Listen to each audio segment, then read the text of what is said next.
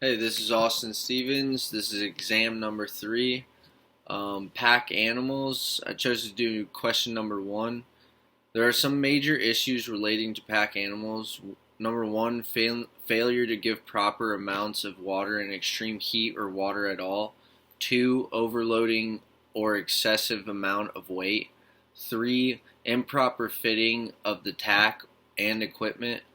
4. Failure to access shade and shelter when in extreme heat or on break. 5. Animals should be allowed to walk and not run or trot. 6. Healthy weight and food should be visible. 7. Proper and humane handling. Um, and then, for instance, sadly but true, mules are exposed to all the above major issues more than most other species due to their owners. Most mules and their owners lie at the bottom of the economical class. Most owners have barely enough money to feed their families, let alone their mules, which makes it very difficult for them to give their mules proper equipment and food, which causes accidents and fatalities, both human and non-human. Elephants are one of the main animals used for the rise in tourism, which suffer many animal welfare issues, especially in Asia. Another animal uh, welfare issue that gets abused due to increase in tourism and poor handlers and owners. In Thailand, elephants can do shows for up to 1,000 or thousands of people with no break, and then get chained to a post with a rope no longer than 3 feet. And this is being done in a lot of places in Asia.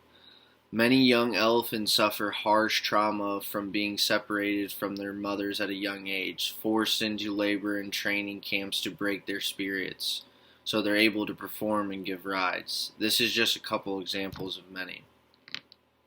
Religious ceremonies, cultural practices, and hawkers/street vendors. I chose question number 3.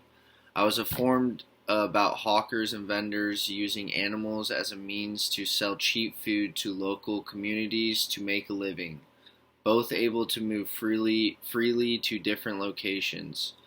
Hawkers are the ones that are yelling in the streets, usually scamming you by raising their prices on foods and even sometimes outdated food. Both hawkers and vendors are guilty of that.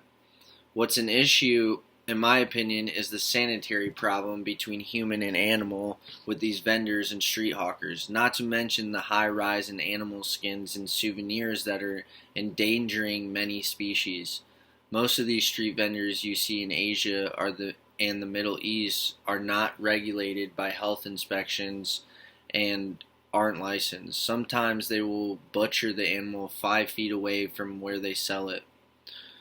Especially in a global pandemic caused by eating animals unsafely and endangered, it's time we reevaluate how we eat food from these street vendors and how they operate, mostly in the eastern part of the world. Wildlife trafficking, endangered species, and tourism-based conservation programs.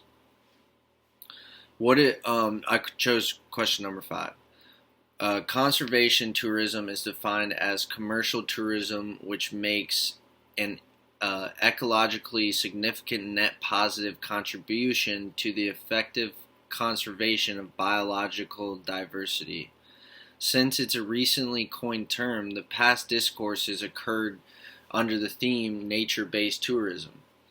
The primary principles conservation-based tourism must include to be successful are: 1. Minimizing the negative impacts of tourism on the environment and the community, and generating income for locals, especially in less wealthy nations and regions.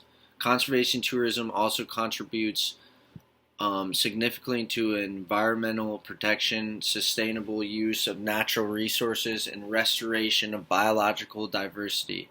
If nothing else, it raises awareness among the general public that conserving popular tourist destination is important. Connection with the sustainable development. I chose number 6, question number 6. In 2015, all United Nations member states adopted the 2030 Agenda for Sustainable Development, a shared blueprint for peace and prosperity for people and the planet, now and into the future. They established 17 Sustainable Development Goals, 5 examples of how an SDG might relate to tourism are as follows. Example number 1, goal number 14, life below water, specifically states conserve and sustainably use the oceans, seas, and marine resources for sustainable development. This SDG speaks directly to my life as I am an avid surfer and am personally concerned with the protection and conservation of the world's oceans.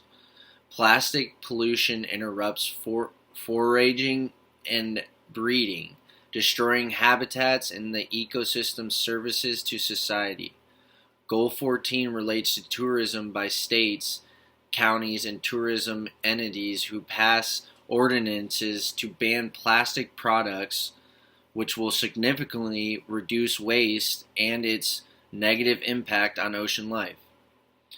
2. Example number 2, also regarding goal number 14, the state of Hawaii, whose economy is predominantly reliant on tourism, has banned all sunscreen by 2021 that contain the chemicals oxybenzone and octinoxate. I can't really pronounce those, which are toxic to the many corals growing along Hawaii's shoreline, which directly affect marine life.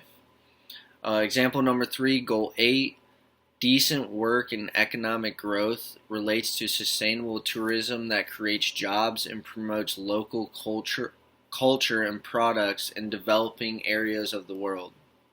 Example number 4, goal number 9, industry, innovation, and infrastructure, relates to tourism by building sustainable hotels. Sustainable hotels are businesses that significantly reduce their environmental impact through green best practices in maintenance, services, logistics, products, and supplies.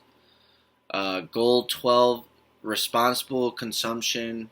Example number 5, goal 12, responsible consumption and production. Many tourism destinations are banning specific plastics and styrofoam cups. Many tourism destinations and hotels heavily engage and support reducing, recycling, and reusing as measures to reduce our environmental footprints. Goal 8, decent work and economic growth, is directly supported by wildlife tourism. Wildlife tourism is a powerful tool countries in Africa and Asia are now leveraging to grow, diversify their economies while protecting their biodiversity and meeting several sustainable development goals. It is also a way to engage tourists in wildlife conservation and inject money into local communities living closest to wildlife. Success stories and lessons learned from nature-based tourism are emerging from across the globe. Thank you very much. And thank you for everything you've done this semester. I really appreciate it. Have a good one.